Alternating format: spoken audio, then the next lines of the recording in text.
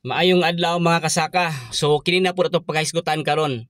Kining NIS-IC. Makita nato sa mga binhi sa humay. So shout out to diha sa ato ang amigo na sa New Zealand, Regyan Pordan, no, bisdak ng New Zealand, amping sa trabaho. So si INSIC mga saka, ang iyang pasabot ana National Seed Industry Council.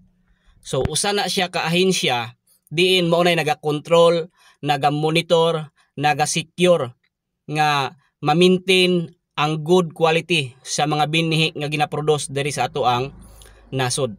So si National Seed Industry Council, ang una gyud niya nga pangalan is Philippine Seed Board, PSB, Philippine Seed Board.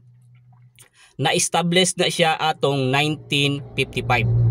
So gikan sa Philippine Seed Board, gipulihan siya og pangalan, gihimo siyang National Seed Industry Council niadtong 1992.